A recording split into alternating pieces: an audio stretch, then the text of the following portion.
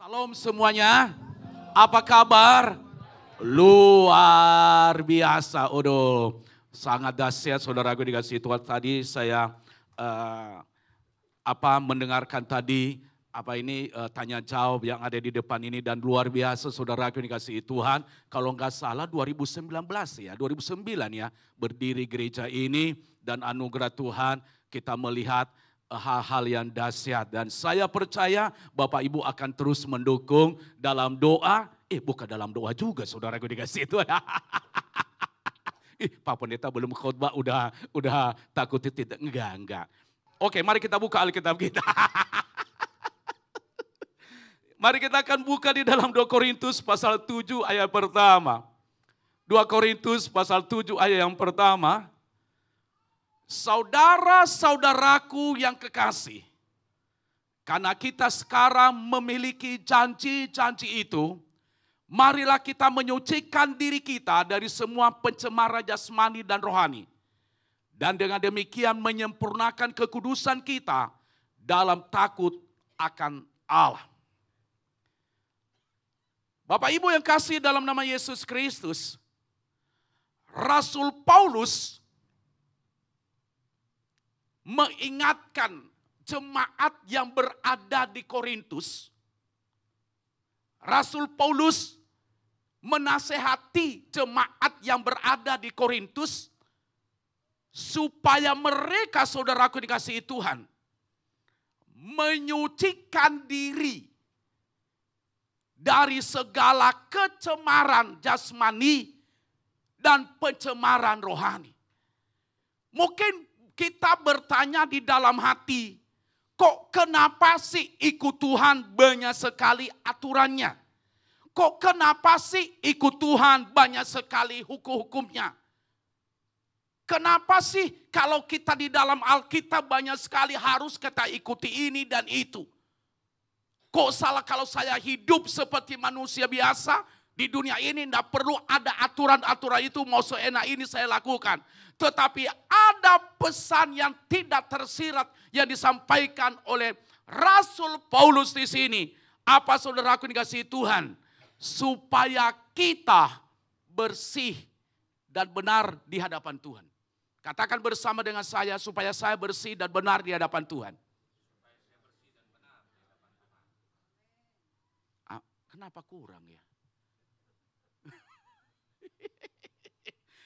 Supaya kita bersih dan benar di hadapan Tuhan.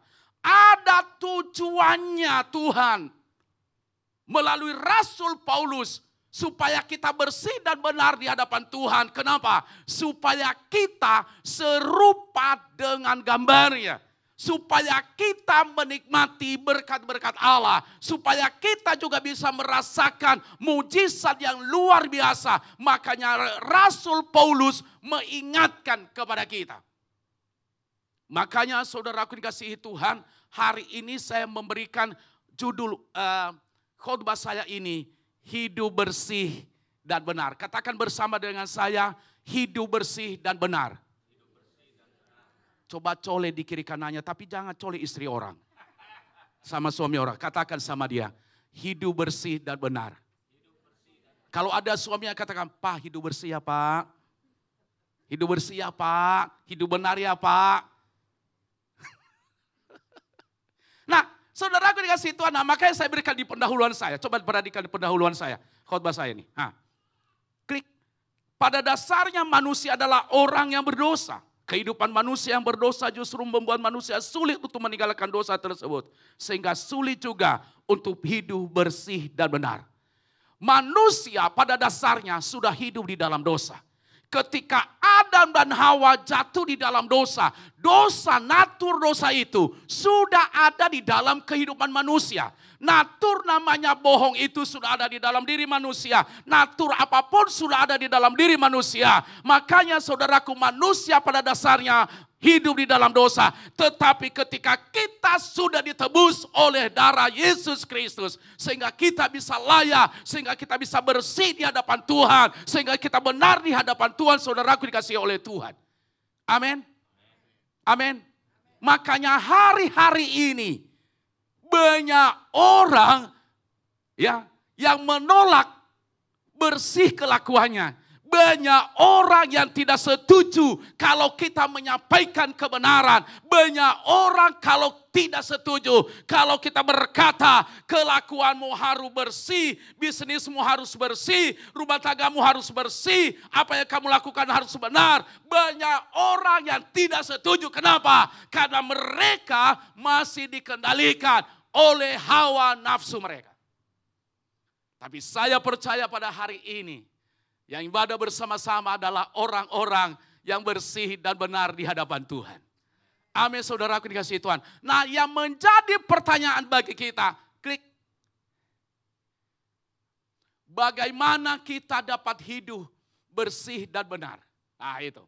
Bagaimana saya? Saya kan hidup di dalam dunia. Saya kan, yang saya bergaul orang-orang yang apa? Bagaimana saya bisa hidup? Bagaimana caranya? Ada beberapa hal yang saya sampaikan kepada kita. Yang pertama, kita harus hidup teratur dan disiplin. Katakan bersama dengan saya, teratur dan disiplin. Mungkin kita berkata, bagaimana saya bisa teratur? Kok banyak sekali aturannya? Kok Tuhan yang ngatur saya? Pendeta kok ngatur saya? Saudaraku dikasihi Tuhan, kita harus teratur dan disiplin. Kita harus teratur dan disiplin berdoa. Kita harus teratur dan disiplin memuji Tuhan. Kita harus teratur dan disiplin ikut namanya sorga di keluargaku.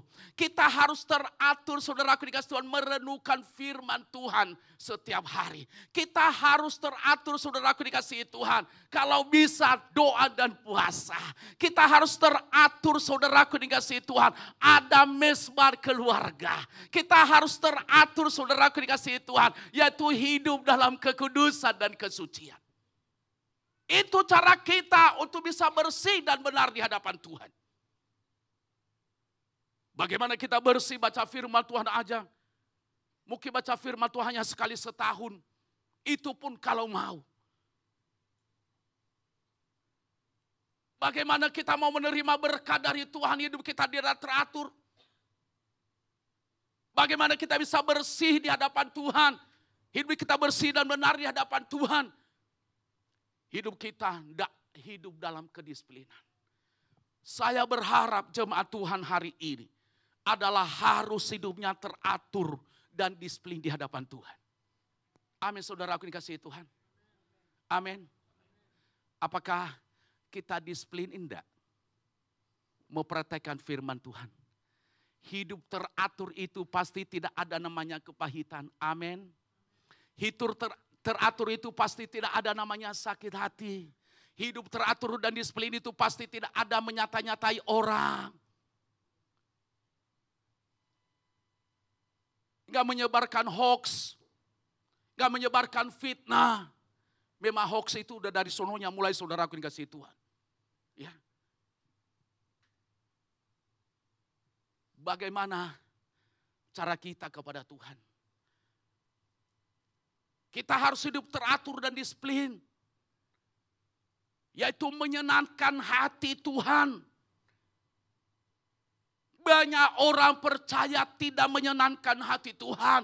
Dia percaya, saya percaya Yesus. Saya sudah dibaptis oleh Roh Kudus. Saya sudah menerima namanya bahasa roh. Tetapi hidupnya tidak hidup dalam kedisiplinan dan teratur, saudaraku dikasihi Tuhan. Saya sangat percaya orang yang sudah dibaptis oleh Roh Kudus. Orang yang sudah menerima Yesus sebagai Tuhan dan Juru Selamatnya. Saya percaya sebenarnya adalah hidupnya teratur dan disiplin.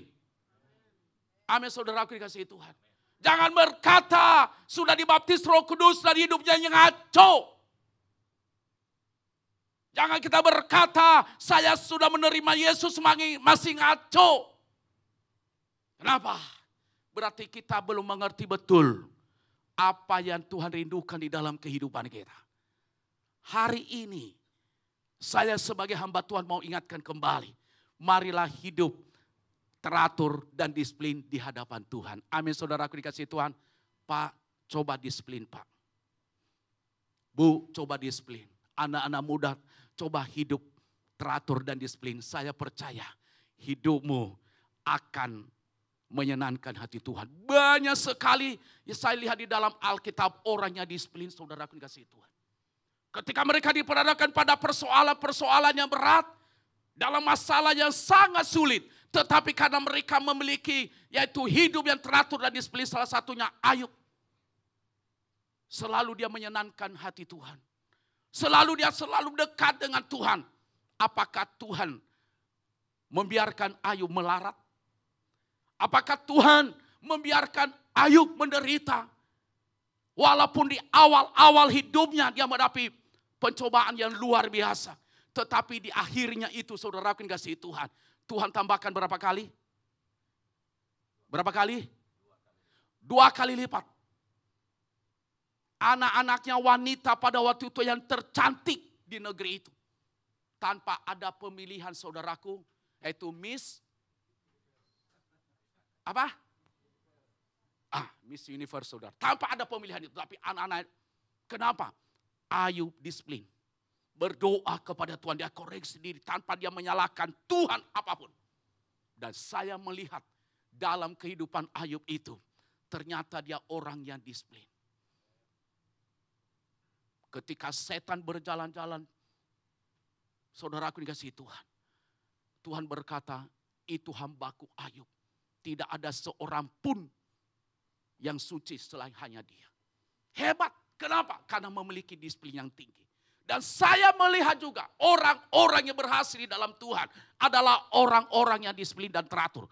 Orang-orang yang hebat-hebat akhir-akhir ini saya lihat juga dari biografi mereka adalah orang-orang yang disiplin dan teratur, saudaraku dikasih Tuhan. Dia teratur belajar, dia teratur mengerjakan ini, dia teratur mengerjakan apa bisnisnya. Coba kita tanya kepada orang-orang yang berhasil. Kenapa? Karena mereka teratur dan disiplin mengerjakannya. Makanya mereka berhasil. Saya percaya kita akan mengalami hal yang sama. Kalau kita hidup teratur dan disiplin di hadapan Tuhan. Yang kedua yang perlu saya sampaikan kepada kita. Ya. Bagaimana kita dapat hidup bersih dan benar. Kita harus hidup takut akan Tuhan. Saudaraku dikasih katakan bersama dengan saya. Saya harus hidup takut akan Tuhan. Ya. Kadang-kadang saudaraku dikasih Tuhan, kita hanya takut kepada manusia. Takut kepada atasan kita karena kita takut di PHK. Takut kepada orang yang senang membantu kita. Kenapa? Nanti diputuskan lagi apa? Bantuan buat saya. Kadang-kadang kita takut saudaraku dikasihi Tuhan. Kepada orang-orang tertentu. Tetapi yang Tuhan rindukan kalau mau kelakuan kita bersih dan benar di hadapan Tuhan. Adalah kita wajib takut kepada Tuhan. Artinya takut kepada Tuhan yang saya maksudkan di sini adalah memberikan tempat yang terindah kepada Tuhan di dalam hidup kita. Artinya selalu mengutamakan Tuhan. Artinya selalu mengandalkan Tuhan. Artinya saudaraku dikasihi Tuhan, selalu mengedepankan Tuhan dalam segala perkara. Bahkan selalu juga kita akan semakin hari memahami, bahkan melakukan kebenaran firman Tuhan. Saya sangat percaya orang yang takut akan Tuhan, dia tidak akan bergelima lagi di dalam dosa. Iya kan? Iya kan? Tetapi orang dunia masih pada takut sekarang saudaraku dikasihi Tuhan. Nanti kalau gua enggak ikut dia nanti gua apa? Nanti dianggap saya enggak gaul gitu kan. Kan saya kan sama dia bestie banget. Bestie banget. Nanti gua kan kalau enggak sama dia nanti gimana saya dijauhin. Enggak apa-apa. Enggak apa-apa. Jangan takut sama dia. Masih ada orang lain yang menjadi teman kita. Ya. Saya di kode-kode Pak Pendeta minum, ya saya minum juga. Ya, kering juga saudaraku dikasihi Tuhan ya.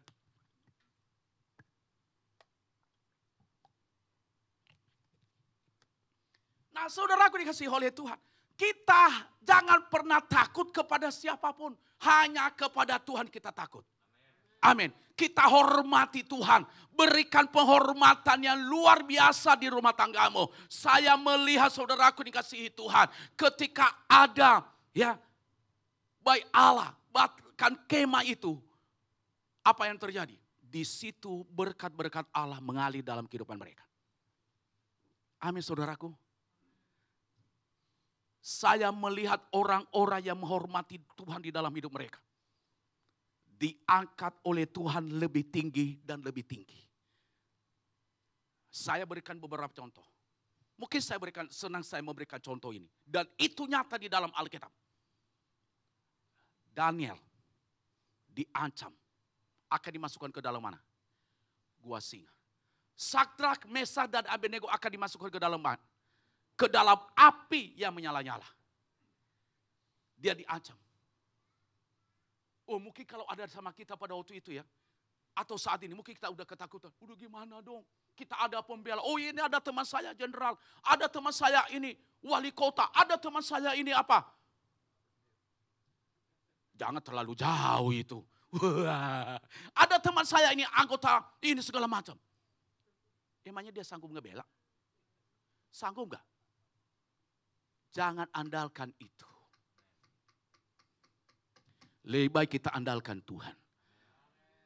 Daniel enggak pernah cari pembelaan itu. Sadrak, Mesak enggak pernah cari pembelaan itu. Enggak. Justru dia semakin hari dekat dengan Tuhan. Dia berlutut kepada Tuhan. Diceritakan di situ saudaraku dikasih 3 kali sehari dia berlutut. Berdoa kepada Tuhan. Dari sini saya melihat. Orang yang takut sama Tuhan. Orang yang menghormati Tuhan. Dari sini saya akan melihat. Tuhan akan bebaskan mereka dari segala ancaman apapun. Daniel dimasukkan ke dalam gua singa. Mungkin kalau saya mau tanya, pernah enggak ke kebun binatang? Atau enggak pernah? Pernah ya? Saya senang melihat kebun binatang saudaraku dikasih Tuhan. Ya, lihat teman-teman di sana teman-teman. Apa yang terjadi? Masuk di situ. Singa, kok singa mana mulutnya?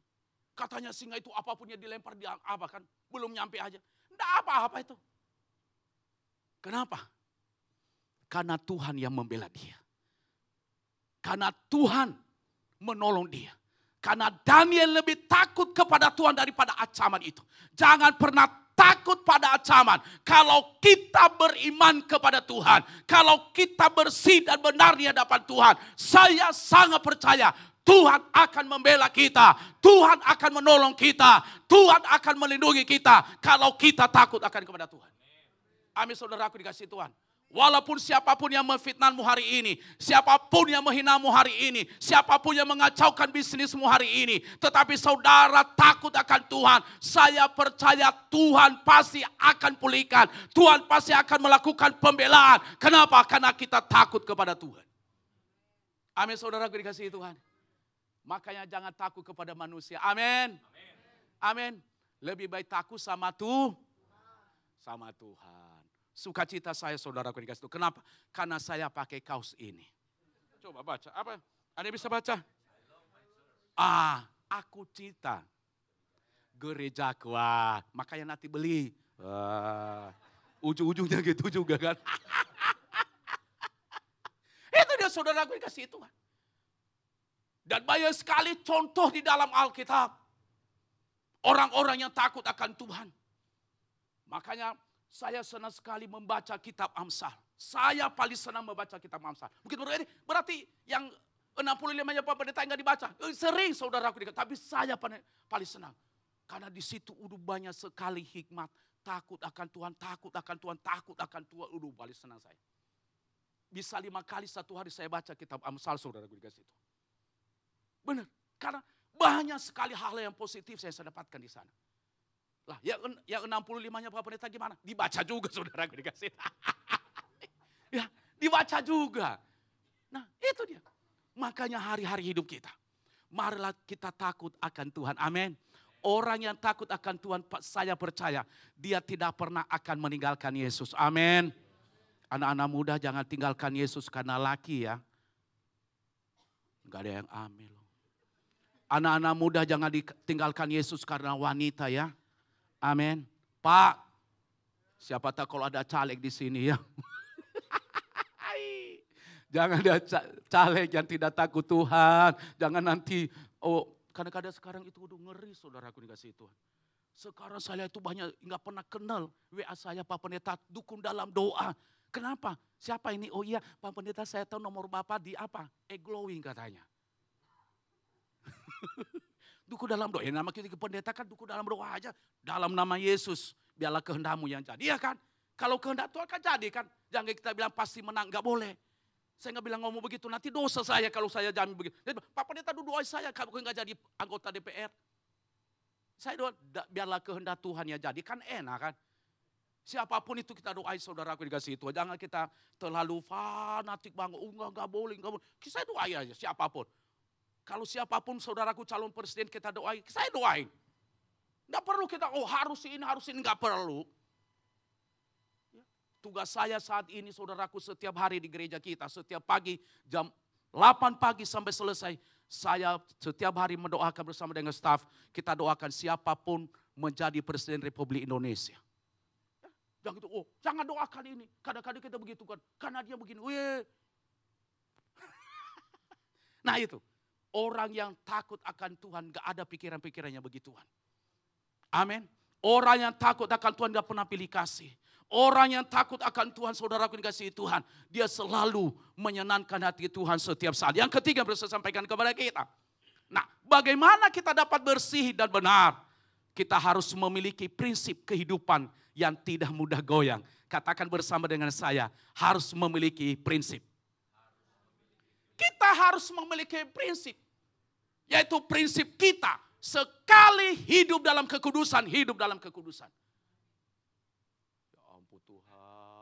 Gua udah berapi-api ngomongnya. Waduh, sekali lagi dah. Katakan sekali lagi bersama dengan saya. Sekali hidup dalam kekudusan, hidup dalam kekudusan sampai Tuhan Yesus datang. Amin. Sekali Yesus, tetap Yesus apapun yang terjadi. Makanya saya paling senang lagu itu loh, benar. Kadang-kadang saudaraku, saya naik kendaraan, saya nyanyi lagu itu. Apalagi di lampu merah, kan lampu merah sekarang lama kan. Ya kan. Sekali Yesus, selamanya Yesus.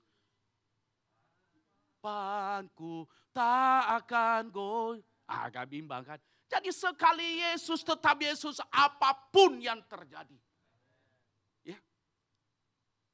Sekali iring Tuhan. Iring Tuhan sampai datang.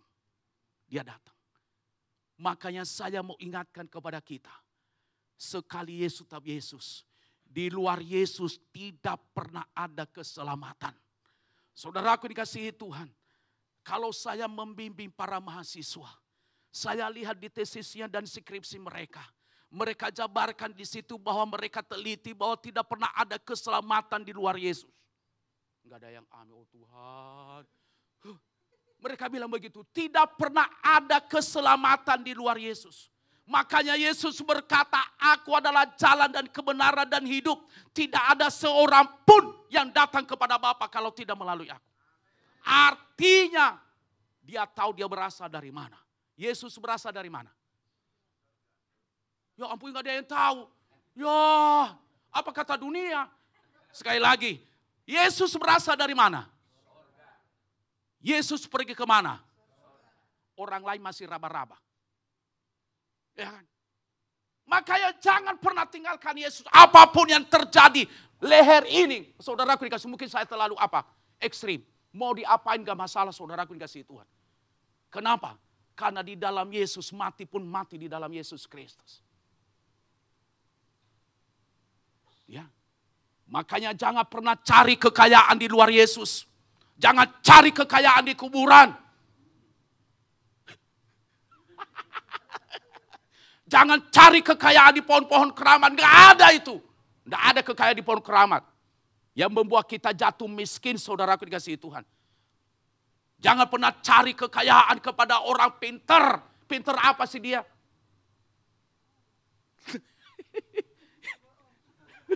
Pintar bohong. Jangan pernah cari kesembuhan. Saudaraku dikasih itu, dulu kita belajar itu. Kita pindahin penyakit, contohnya sakit di sini. Kita pindahin aja ke punggungnya lagi.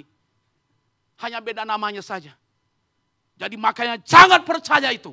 Miliki prinsip, saya mendapatkan kesembuhan kalau bukan ke dokter adalah kepada Tuhan Yesus Kristus. Amin, saudaraku dikasih Tuhan. Agak kurang aminnya. Gua berapi-api begini. Benar saya ngomongin. Miliki prinsip. Maka yang saya katakan tadi. Yang ketiga coba sekali lagi.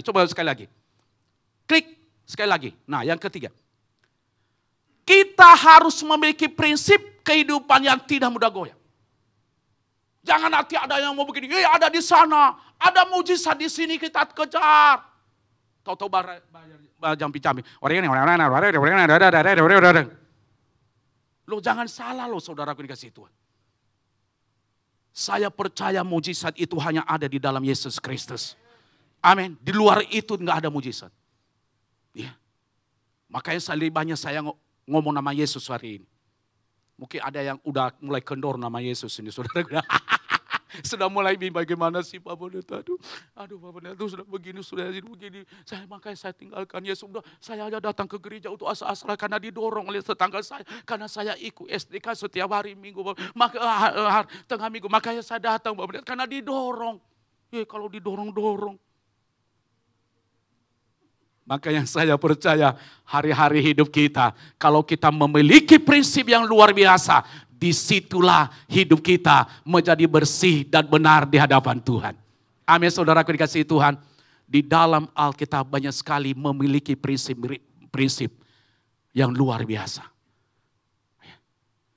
Dalam keluarga. Dalam kehidupan anak muda Yusuf. Dia memiliki prinsip. Ya. Bahkan banyak sekali anak-anak muda juga. Bahkan ibu-ibu juga yang memiliki prinsip. Ya. Mereka memiliki prinsip di dalam Alkitab. Mereka selalu hidup. Bahkan para nabi-nabi juga. Mereka memiliki prinsip. Samuel memiliki prinsip yang luar biasa. Secara manusia dia harus menegur raja. Tetapi karena dia memiliki prinsip dengan takut akan Tuhan. Dia memiliki prinsip di dalam Tuhan. Dia tegur itu Saul. Dia memiliki prinsip. Dia sudah peringatkan Saul. Harus kamu tumpas ketika kamu memerangi orang Amalek. Saul tidak mendengar itu. Dia memiliki prinsip. Dia menegur dengan keras. Gitu kita sebagai anak Tuhan. Kita harus memiliki prinsip. Kalau ada yang jatuh di dalam dosa, jangan malu tegur dia. Kalau ada orang yang menyimpang dari kebenaran, jangan takut. Ingatkan dia bahwa kita memiliki prinsip di dalam Tuhan. Kalau ada rekan kita jatuh di dalam dosa, perzinahan, perselingkuhan, kita memiliki prinsip, tegur dia. Jangan gitu kompromi. Gimana dong? Atau nanti, nanti apalagi kalau ditraktir kan, dibawa ke makan babi guling gitu kan. Bagaimana kita ngomong sama dia, maaf ya, ini bukan sogokan kan? Benar gak? Ngomong sama dia, bukan sogokan kan? Tapi hari ini enak, enak sekali makannya, tetapi lebih enak. Hari ini juga gua tegur lu, harus bertobat. Jangan selingkuh lagi. Itu namanya prinsip. Aminnya kurang. Gimana gua amin Pak Pendeta sakit. Yang terakhir dah, yang terakhir. Klik. Bagaimana kita dapat hidup bersih dan benar. Kita tidak boleh menjadi orang cepat ikut arus. Katakan bersama dengan saya, jangan ikut arus. Dunia semakin jahat. Dunia semakin gelap. Kenapa saya katakan itu saudaraku, dunia semakin jahat. Orang tidak senang kalau kita berhasil. Orang tidak senang kalau kita dekat sama Tuhan. Orang tidak senang kalau kita melibatkan diri dalam pelayanan pekerjaan Tuhan. Orang tidak senang kalau kita melakukan perkara-perkara yang baik untuk kemajuan pekerjaan Tuhan. Ngapain sih kamu ikut terus? Itu dunia. Tetapi saya percaya kita tidak perlu ikut arus sebagai anak Tuhan. Kenapa kita tidak ikut arus? Kalau kita ikut arus seperti orang lain saudaraku dikasih Tuhan. apa yang akan terjadi? Kita akan jatuh lebih dalam lagi. Kita akan jatuh lebih dalam lagi. Makanya Yudas, dia berbahaya hidupnya. Dia tinggal setengah tahun bersama dengan Yesus. Karena dia ikut arus apa yang terjadi. Tragis nggak hidup Yudas? Tragis. Perutnya apa? Terpecah ya, terurai ususnya. Tragis gak? Kenapa? Karena dia ikut arus. Coba kalau dia tidak ikut arus pada waktu itu. Dia tidak kompromi, saudaraku, apa yang akan terjadi. Dia tidak mengalami nasib yang mengerikan itu. Itu sebagai anak Tuhan, jangan ikut arus hari ini. Banyak anak Tuhan sudah mulai jatuh, tergeletak hari ini. Kenapa? Karena dia ikut arus. Kalau orang dunia mabok, banyak sekarang itu ya. Tadi malam istri saya ngasih tahu kepada saya, "Pi, ini orang ini dulu aktif di gereja. Dia lihat dulu nggak ada tatonya, ya aktif di gereja lah. Tatonya udah di mana-mana sekarang. Di tangannya gitu dia pakai apa kan baju apa itu kan? Mungkin lagi promo tatonya gitu. Kayak batik lagi tangannya lah. Kenapa? Karena ikut arus. Nggak perlu kita ikut arus seperti begitu. Anak Tuhan jangan ikut arus. Kenapa? Kalau kita ikut arus, berarti kita tidak bersih dan benar di hadapan Tuhan. Saya akan segera tutup khotbah saya dengan kesimpulan. Ya. Klik. Ya. Selama kita berusaha untuk hidup bersih dan benar, maka perkenanan Tuhan ada dalam hidup kita. Saudaraku, saya undang pemain musik maju ke depan. Biarlah hidup kita bersih dan benar. Sehingga hidup kita diperkenan untuk Tuhan untuk selama-lamanya. Dan saya percaya kalau hidup kita bersih dan benar, kita mengerti bahwa maksud Tuhan di tahun ini tergenapi dalam setiap pribadi kita masing-masing. Berikan tepuk tangan yang meriah bagi Tuhan Yesus Kristus. Mari kita bangkit berdiri bersama-sama. Kita akan pujiannya bersama-sama. Sekali Yesus tetap Yesus.